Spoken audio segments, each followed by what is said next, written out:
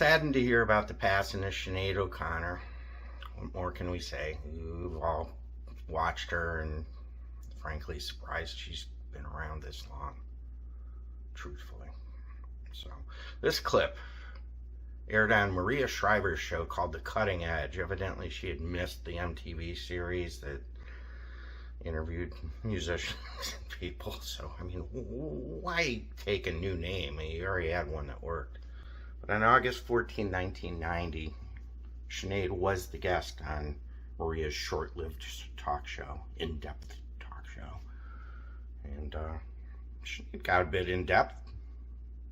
Definitely worth the watch today. R.I.P. Sinead O'Connor. Thanks for the great music. Let me tell you that you were no light rock to me.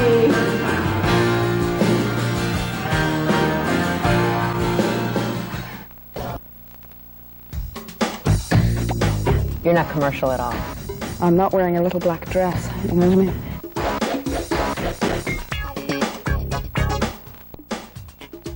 One day you just decided to shave your head. Mm-hmm. And how did you think it looked? Fine. Stars and rock stars do not communicate with people. I never meant to hurt you. I'm on the same level as the people who like me. I swear I didn't mean those things I said. And that's why they like me. Do you sing brilliantly? Yeah, I do, occasionally, yeah. Does she hold you like I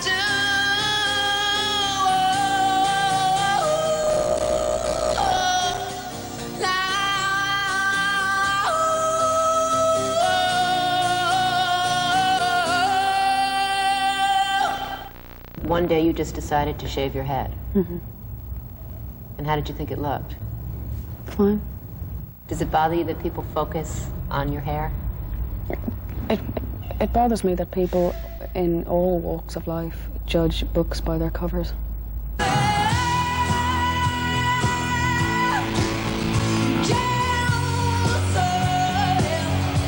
The attitude is certainly provocative, the voice haunting, powerful, the look arresting. In the world of rock, word has it that this young woman, part Irish folk singer, part hardcore rocker, is on the fast track to becoming the first superstar of the 90s. No. Who am I? She is Sinead O'Connor, the voice behind this summer's #1 hit. Nothing woman rocker compares to Sinead O'Connor. At a time when high-tech dance tours are what's in vogue, O'Connor's offering a dramatic alternative. A show that's as simple and raw as she is. And fans are buying into it big time. Oh, Mark. At 23, O'Connor's young, but no innocent, especially when it comes to controlling her image.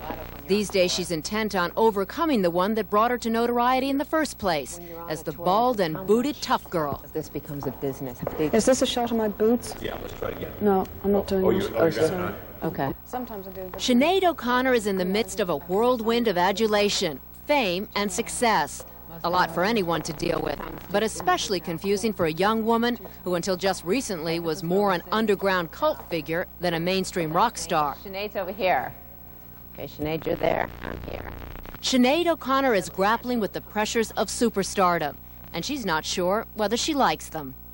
stardom has nothing to do with why I'm making records, or indeed why people like my records. They don't like my records because they think I'm a star. They like them because they're communicating. There's somebody communicating on a one-to-one personal level, which, you know, is rare. Here we go. Sinead O'Connor grew up one of 4 kids in a troubled Irish home. Her parents divorced when she was 8. 13 on, she was ditching classes, hanging out in video halls, and getting busted for shoplifting. By 16, she was a high school dropout. At 19, an unmarried mother. Her songs reflect the impact of some of life's darker and most personal moments. Divorce, pregnancy, the death of her own mother 5 years ago. It's no surprise she's familiar with raw pain, but the wonder is her willingness to share it.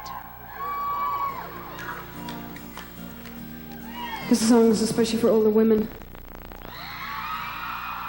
A lot of the things I write about are things that, in particular, women experience. This is the last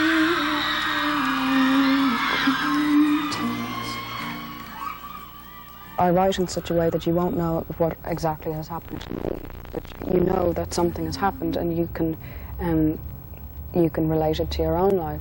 2 years ago, that seed was planted,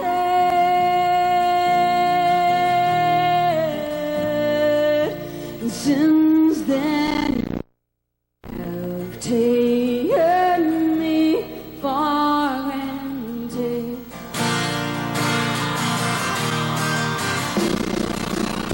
But let me tell you that you were no life rock to me.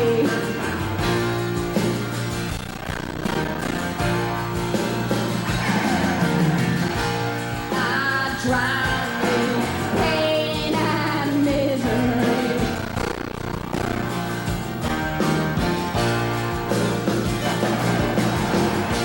You did nothing to stop me. No. Now drown in your own self-pity. So many of your songs do express pain and loss. Is it painful for you to write them, to sing them? No, it would be painful for me not to write them. It's not pain, it's experience. Pain, anguish, soul, guts, real things that happen. Honesty, Love. Relationships that go bad. lost love. It's great that other people can get something from it, and I want them to, but that's not my reason for doing it. That's not why I do it. Why are you making records? I haven't the slightest idea. Oh, I love you. God, I love you. I kill a dragon for you. I'll die. O'Connor first hit the rock scene in the early 80s.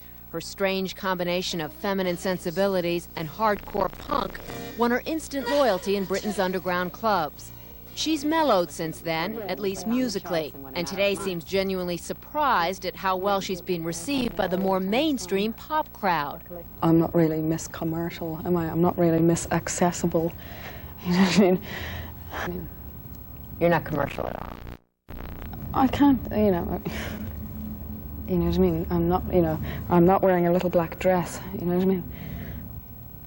So many people, young kids that I talk to about your music, identify with you because you dropped out of school, you had a difficult youth. How bad a kid were you? I don't think I was a bad kid at all. I don't think I was a bad kid. I was a victim of circumstance. I was a very, very messed up kid because of the behavior of my parents and the people around me. Your parents divorced when you were little. Yeah. But did you get into trouble in school? Did you get into Yeah, I trouble did, with because I was very because of unhappy your at home. parents? Yeah, because any psychologist will tell you that if a child has an unhappy home life, they're going to start stealing, they're going to start bunking off school, they're going to have antisocial behavior. Let's talk a moment about Jake. At the age of 19, like a lot of other girls, you found yourself pregnant and unmarried. Well, that doesn't, unmarried, what's that, you know what I mean? It's like, what's that got to do with it? Well, because it's a lot of kids find themselves in similar situations. Well, and they think the world is coming to an end. Well, yes, I can see why you'd think the world's coming to an end if you're pregnant, but whether you're married or not has nothing to do with it. O'Connor just recently married the father of her 3.5-year-old son, Jake. But life on the road seems to have taken its toll. She and her husband, John, have already split up. As she continues down the path to greater fame and fortune, she's aware that life at the top involves greater scrutiny and more conflict. And right now, O'Connor's feeling a bit ambivalent about it. Are you surprised when you look back at the path that you've taken, where you came from, that you are where you are right now? Well, where am I? You're on the verge of international stardom. You are in the midst of international stardom. But what's that? Do you feel free? Not at the moment, no, I don't, actually, to tell you the truth. But that's not to do with my son or my family, it's to do with all of this. It's to do with fame. Can you live like that? No, I can't, no. Do you feel free on stage? Yeah. That's what I am. The music and everything else.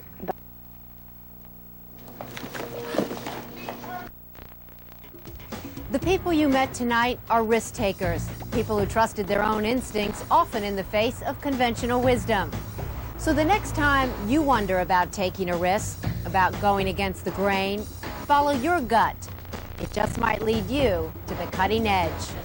I'm Maria Shriver. Thanks so much for joining us this evening. And on behalf of all of us who work at NBC News, good night.